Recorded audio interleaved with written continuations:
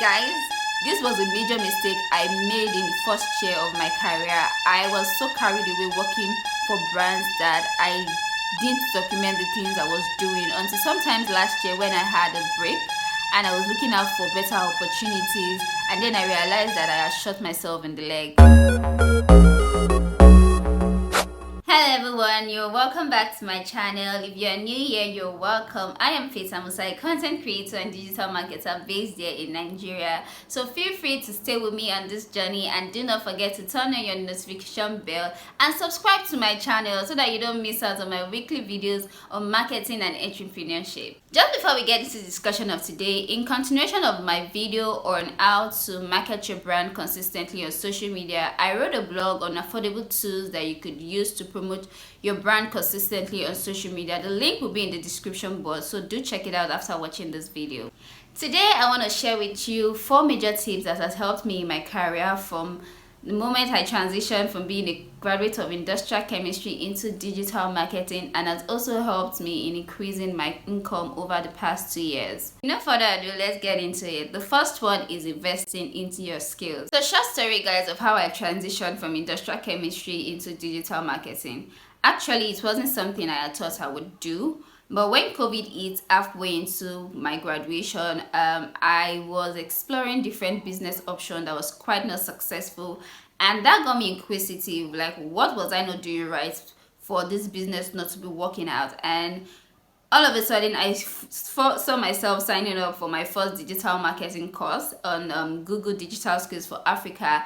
And a few months after getting my certificate on that course, I got my first job in digital marketing. I'm telling you this because as an entrepreneur or employee, investing into your skills is very important. It not just makes you knowledgeable, but makes you also competent to your prospective client or employer. Like me, when I got my first job, I didn't have the experience, but then I was able to convince my boss back then, and the fact that he saw the proof of the Google certificate I had just gotten, he gave me the job with no stress. So how then do you invest into your skills? Like I did, start taking free courses online on platforms like Google Digital Skills for Africa, LinkedIn Training, Coursera. I'm not sure Coursera does free courses, but if you can also afford to pay for courses, you should. And if you check these platforms and you feel like whatever you want to do or whatever you're passionate about doing is not on these platforms, YouTube should be your best friend. Creators like me are always sharing their knowledge here on YouTube. All you have to do is to look out for an expert in your field,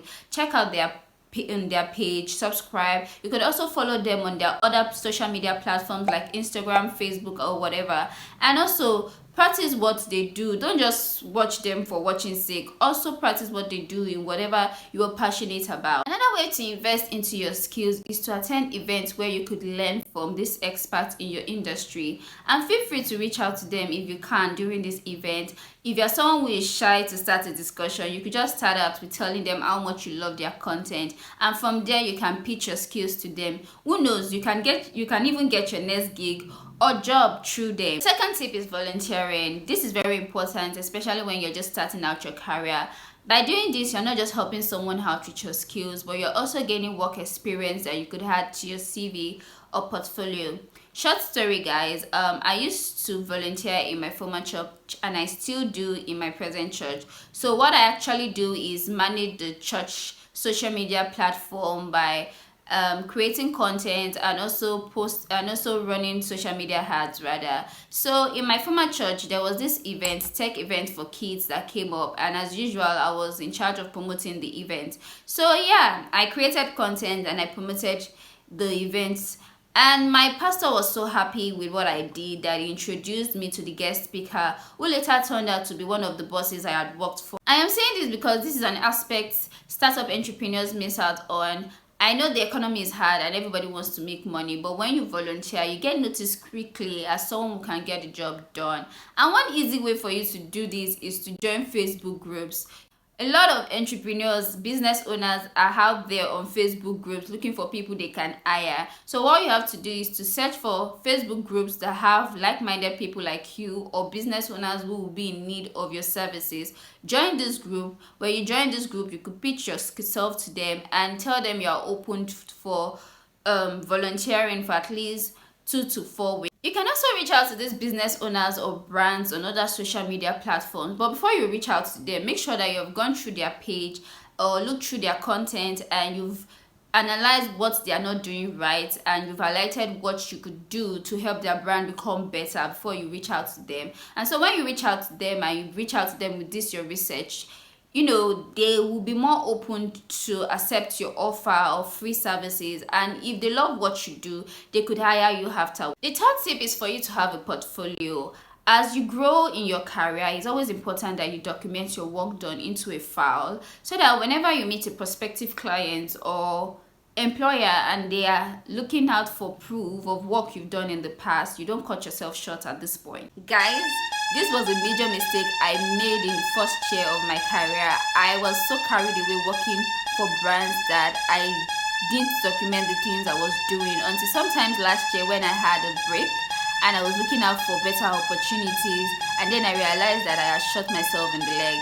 So you guys should take note of this. Make sure you are documenting whatever you're doing into a file, so that whenever you probably have a break like I did, or you come across a prospective client, you have proof of work. Last but not the least is build your personal brand.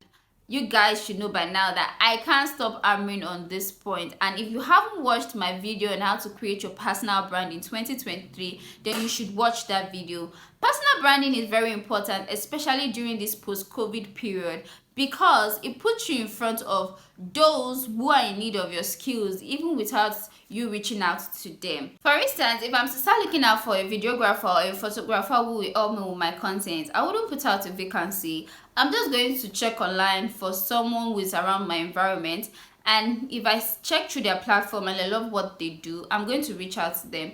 And this is why a lot of people miss out of opportunities, because they lack personal branding, and due to lack of personal branding, it's hard to find them regardless of how good they are with whatever they are doing. So if you haven't started with building your personal brand, do check out my video on how to create your personal brand in 2023, and I'm sure with the information in that video you can get started with whatever you have. Finally, we've come to the end of today's video.